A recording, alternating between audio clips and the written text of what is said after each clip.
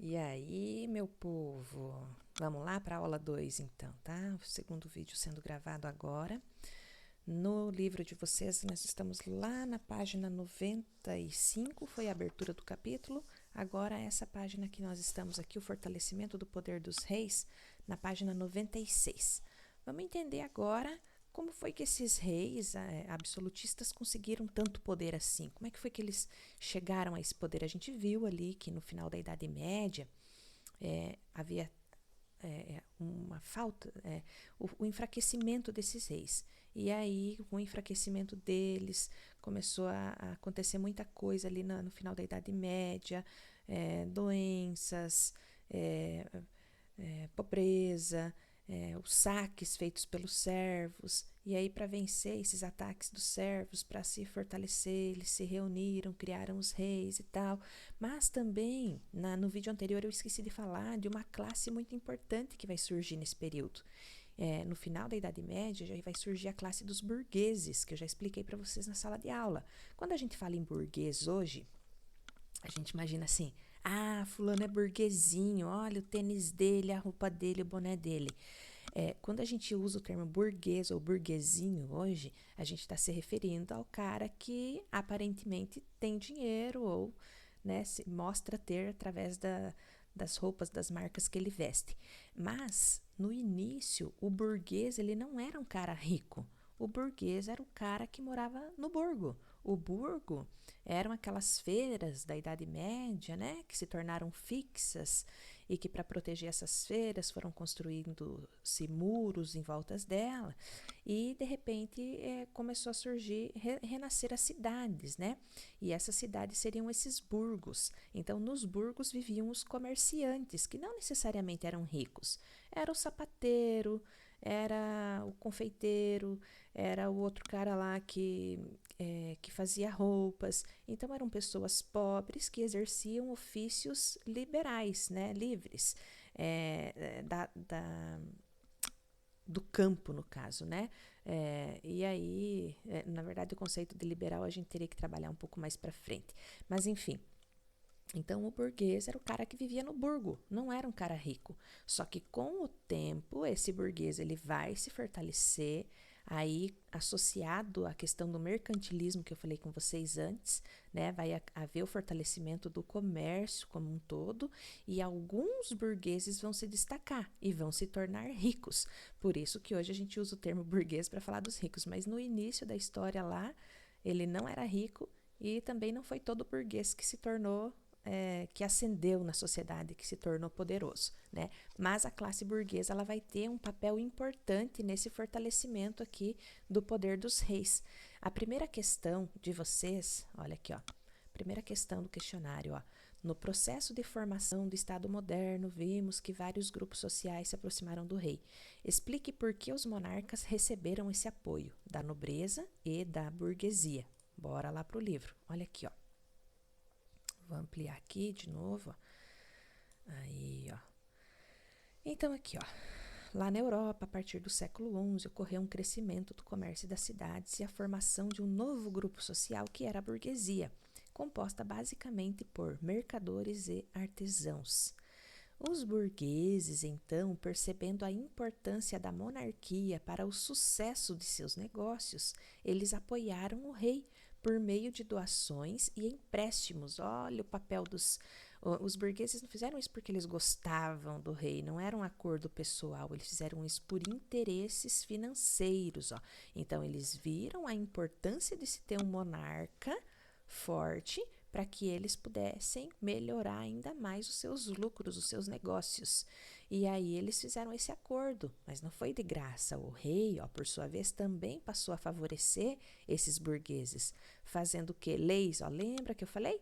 Que dentro do poder absolutista, o rei, ele tinha o poder de tudo, inclusive o legislativo, de fazer leis. Então, o que o rei vai fazer para ajudar os burgueses? Ele passa a fazer leis que protegiam o comércio e concedendo a esses burgueses cargos na administração do reino. Nossa, a gente está falando aqui, ó,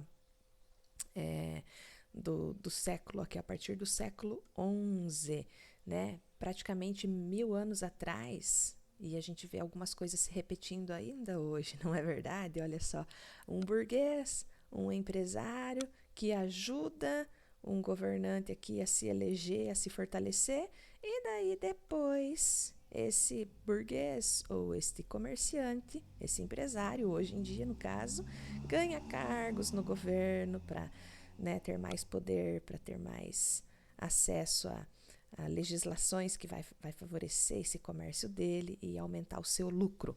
É uma coisa de 1000 anos atrás, mas que acontece ainda hoje, tá? Então aqui nós temos a questão falando da burguesia, que seria a letra B, né? Essa questão eu tirei do próprio livro.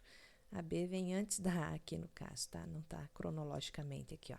E aqui nesse parágrafo de baixo, aqui, ó, vamos voltar.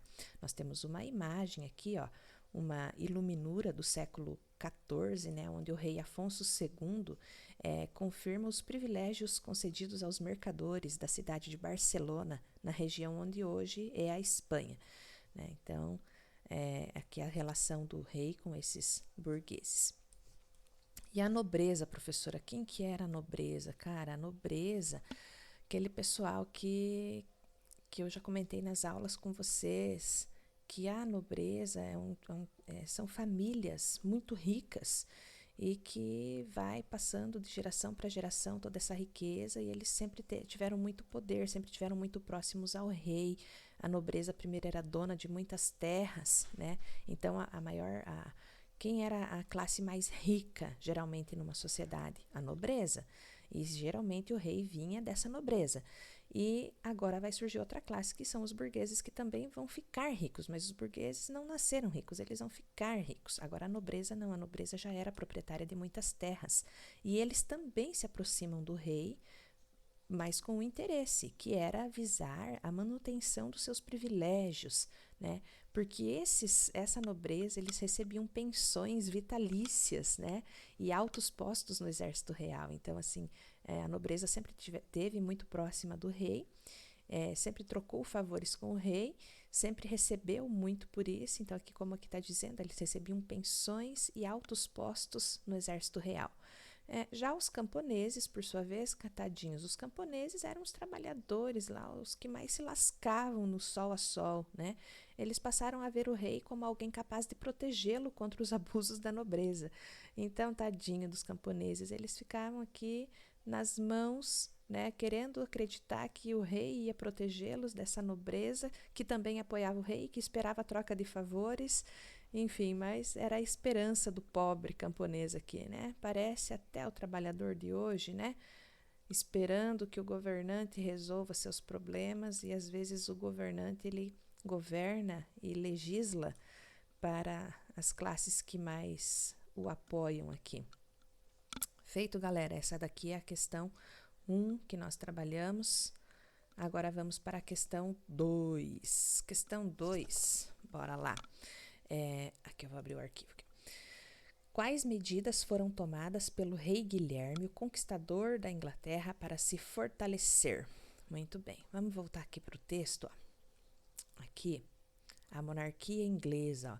Agora, os próximos títulos aqui desse capítulo, eles vão trabalhando aqui como que foi a monarquia em cada país da Europa, porque nós estamos falando do absolutismo lá na Europa, tá? Aqui no Brasil, isso aqui não... Aqui nesse contexto que nós estamos estudando, aqui o Brasil não tinha sido... os europeus não tinham chegado aqui ainda. O Brasil estava com os índios aqui vivendo, achando que felizes para sempre, né? Antes da chegada ainda dos europeus. Então, aqui nós estamos trabalhando especificamente a Europa. Lá na Inglaterra, a monarquia inglesa, lá na Inglaterra, como que aconteceu? O livro traz para nós um personagem que é o Guilherme o Conquistador, lá no século XI, que é no contexto da formação desses estados modernos, né? E esse Guilherme o Conquistador, o que ele fez? O que esse Guilherme vai fazer para se fortalecer? Para ser o bom da boca lá na Inglaterra, né? Ele precisa mostrar serviço lá para se tornar um grande chefe, um grande líder. Então, o Guilherme, veja bem aqui, ó. Apresentamos a seguir alguns exemplos desse processo de fortalecimento, no caso da Inglaterra, da França, de Portugal e da Espanha. No século XI, Guilherme, o Conquistador, ele era duque da Normandia, região norte da França. Ele conquistou a Inglaterra e se tornou rei com o título de Guilherme I, tá vendo? O Guilherme I, ele nem era inglês, ele saiu lá da Normandia, que é uma região que fica ao norte da França, conquistou a Inglaterra e se tornou o rei com esse título de Guilherme I. Durante o seu reinado, ele exigiu, olha aqui ó, a resposta à pergunta, acho que está por aqui, ó, gente, ó, o que ele fez? O que ele fez durante o seu reinado? Ele exigiu que todos os senhores feudais prestassem juramento de fidelidade apenas ao rei. Então, os senhores feudais, naquele contexto, você veja, da Idade Média, porque aqui ainda a gente está nessa transição, né? Ainda é Idade Média aqui, é muito mais Idade Média que Idade Moderna, mas está, né, tá começando a mudar as coisas para entrar efetivamente na Idade Moderna. Então, ainda tem a questão dos senhores feudais muito forte, e dentro da questão do feudalismo, lembrem lá que eu expliquei para vocês que tinham as relações de vassalagem, né, onde um senhor feudal mais poderoso, um senhor feudal menos poderoso fazia juramento de fidelidade a outro mais poderoso, e eles tinham uma teia aí de acordos.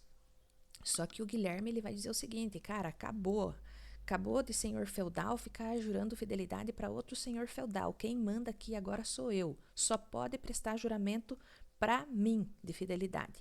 E aí ele, além de fazer isso, ele dividiu as terras inglesas em condados e nomeou funcionários reais, que eram chamados de xerifes, né? Aí a gente também vai ter a origem, né, daquele termo dos os condes, né? Quem que eram os condes, né?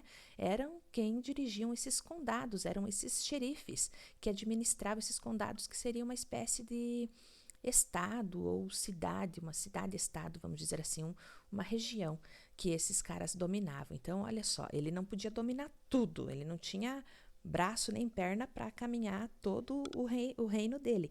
Então, ele pegou pessoas de confiança, dividiu esse reino e colocou essas pessoas de confiança em cada lugarzinho ali para trabalhar junto com ele. Além disso, ele proibiu guerras particulares entre a nobreza. Guerras particulares seriam tipo guerras civis, né?